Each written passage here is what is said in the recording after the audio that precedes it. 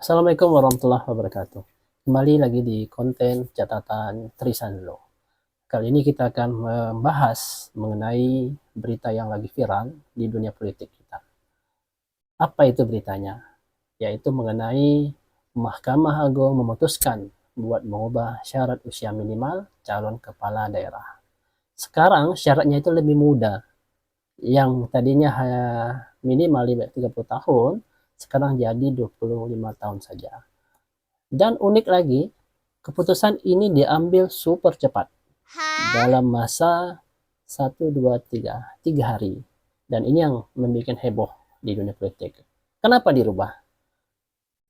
Ada yang mengajukan gugatan karena merasa syarat usia 30 tahun itu terlalu tinggi dan tidak adil untuk generasi muda yang ingin ikut berkontribusi dalam pemerintahan. Makanya Mahkamah Agung akhirnya setuju dan mengubah syaratnya menjadi 25 tahun. Ini artinya apa? Artinya generasi muda punya kesempatan lebih besar buat jadi kepala daerah.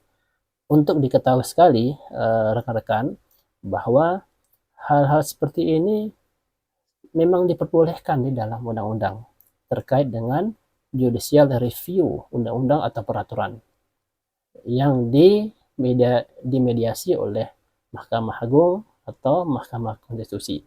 Sudah tentu hal ini membuat reaksi orang-orang tentunya sangat beragam.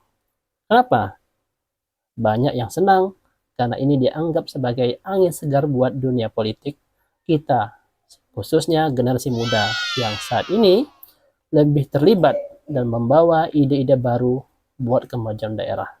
Kebayangkan semangat dan energi anak muda yang penuh inovasi, tapi tidak sedikit yang skeptis.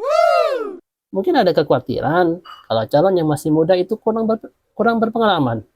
Bisa jadi nggak siap buat tanggung jawab besar sebagai kepala daerah.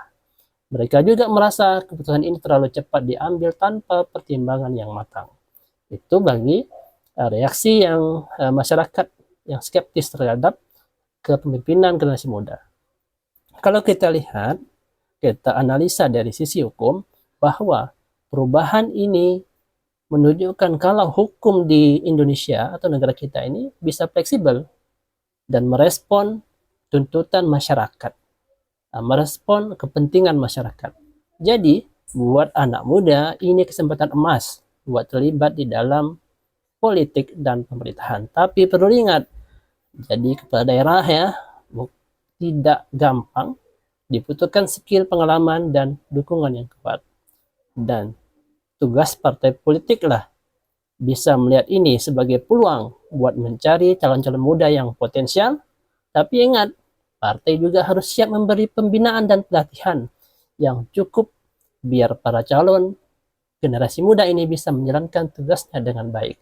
Kalau kami berkesimpulan, perubahan syarat usia calon kepala daerah ini bisa dibilang langkah berani dan penting untuk melibatkan lebih banyak anak muda dalam pemerintahan. Tapi supaya perubahan ini berhasil, dukungan dari semua pihak harus terlibat.